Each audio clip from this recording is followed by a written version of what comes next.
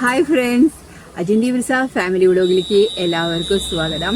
ഞങ്ങളിപ്പോൾ ഒരു പെട്രോൾ പമ്പിലാണ്. ചേട്ടൻ ഏറെ നിൽക്കുകയാണ്. ഞങ്ങൾ അമ്പലത്തിൽ പോയിട്ട് വരുന്ന വഴിയിലാണ്. അപ്പം നല്ല മഴയായിരുന്നു. ഒന്ന് അമ്പലത്തിലേക്ക് പോകുന്ന സമയത്ത് നല്ല മഴയായിരുന്നു. എണീക്കാൻ തന്നെ ഇന്ന് നമുക്ക് പന്ത് കളിയൊക്കെയുള്ള കാരണേ, ഫുട്ബോൾ കളി നടക്കുന്ന കാരണം നമുക്ക് നേരത്തെ കുറച്ചു നേരം അത് കാണും, ഇത് ഉറങ്ങും, അങ്ങനെ ഒരു ഉറക്കം അങ്ങോട്ട് ശരിയാവണില്ലല്ലോ. അപ്പോൾ എണീക്കാൻ കുറച്ച് 5:15 ഞാൻ. എന്നിട്ട് എണീക്കുമ്പോൾ ഏട്ടൻ നാമം ചൊല്ലിക്ക് അതൊക്കെ കഴിഞ്ഞിട്ട് വരുമ്പോഴേക്കും വേഗം കുളിച്ചു. അത് കഴിഞ്ഞ് ചേട്ടൻ റെഡിയായിട്ടൊക്കെ ഒന്ന് വരുമ്പോഴേക്കും സമയമായി. 5:45 കഴിഞ്ഞു. 6 മണി ആവാറായി ഞങ്ങൾ ഇറങ്ങിയപ്പോൾ. പിന്നെ ഒരു പെരുമഴ എന്ന് പറഞ്ഞു കഴിഞ്ഞാൽ നമ്മുടെ അടുത്ത് അത്രയും പെരുമഴയായിരുന്നു. അപ്പുറത്തുള്ളത് കാണാൻ പറ്റാത്ത അത്ര നല്ല പെരുമഴയായിരുന്നു. ഞങ്ങൾ തീരുമാനിച്ചിട്ടുണ്ടായിരുന്നു ഇന്ന് എന്തായാലും രാവിലെ തന്നെ അമ്പലത്തിൽ പോവാം.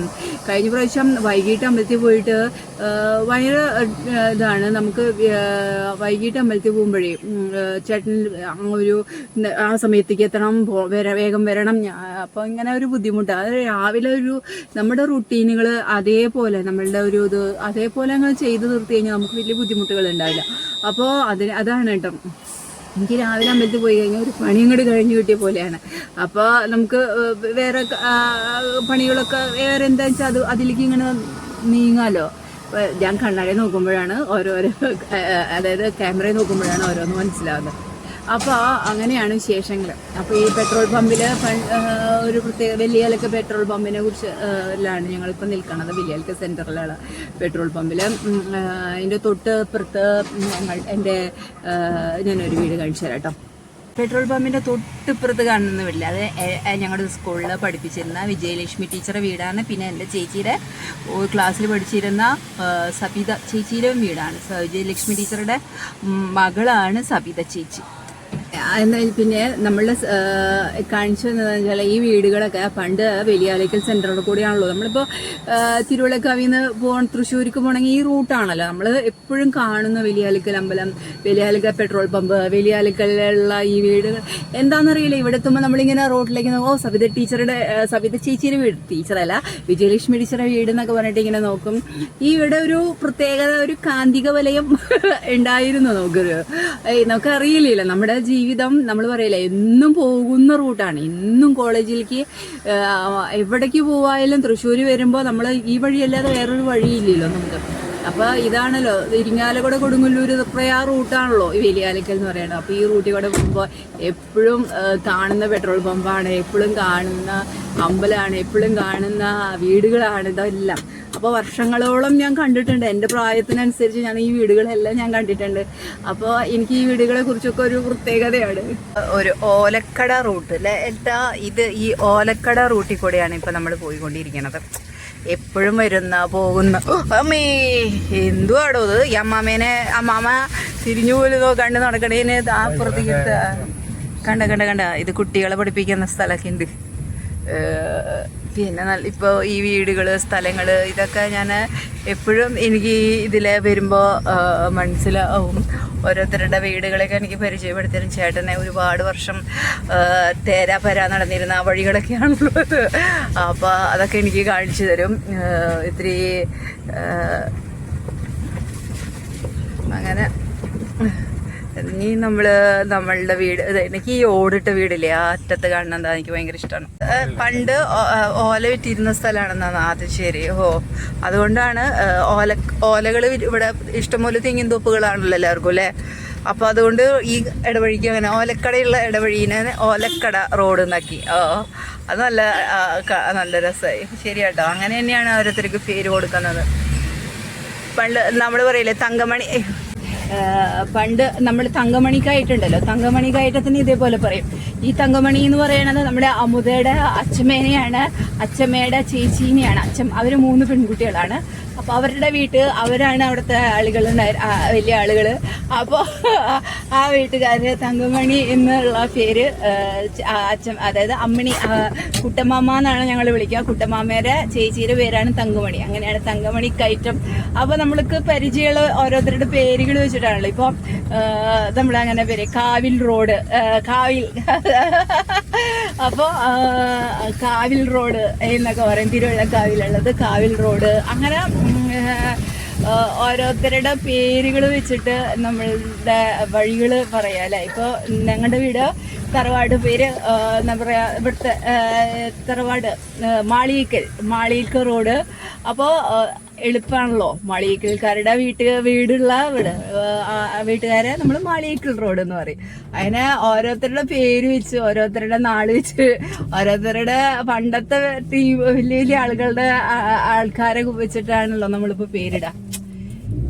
ഇനി ഈ വീട്ടിലത്തെ ഏറ്റവും വലിയ ആളായിട്ടുള്ള എൻ്റെ പേരിലൊരു വീട് അല്ലേടാ, എൻ്റെ പേരില് അടിപൊളിയായിരിക്കുമല്ലേ എൻ്റെ പേരിലൊരു വീട്. അതിനെ അമ്പലത്തിൽ നിന്ന് തിരിച്ചെത്തി ഞാനെന്താ ദോശ ഉണ്ടാക്കി 2 വെള്ളയപ്പം, പിന്നെ ഒരു ചമ്മന്തി, നല്ല ഉള്ളി, വെളുത്തുള്ളി, വേപ്പിൻ്റെ ഇല, മുളക് പൊടി, ഇതൊക്കെ ചേർത്തിട്ട് ഇത്തിരി പുളിയും കൂടി ചേർത്ത്, പുളിയില്ലാത്ത ദോശയല്ലേ, അതായത് നമ്മൾ ഇൻസ്റ്റൻറ്റ് വെള്ളയപ്പാണ് ഉണ്ടാക്കണത്.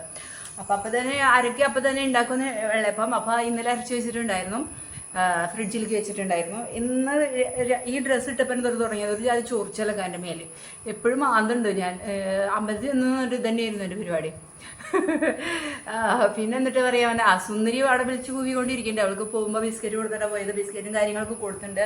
അതൊന്നുമില്ല, അവൾക്ക് ഇവിടെ ഞാൻ പാത്രം ഇങ്ങനെ തട്ടിമുട്ടിയിരിക്കണം, ശബ്ദം കേട്ട് കഴിഞ്ഞാൽ അപ്പം വിശപ്പ് വരും. പിന്നെ നമ്മൾ കുറച്ച് തഴുതായ്മ ഇപ്പോൾ പിടിച്ചു പോകുന്നുണ്ട് അവിടുന്ന്. അപ്പം ഇന്ന് കുറച്ച് പാചകവും കാര്യങ്ങളൊക്കെ ആയിട്ട് അങ്ങനെ ഉണ്ടാക്കണം. ഞാനിപ്പോൾ TV കണ്ടുകൊണ്ടിരുന്നിട്ടാണ് കേട്ടോ ഞാൻ നിങ്ങളോട് വർത്തമാനം പറയണത്.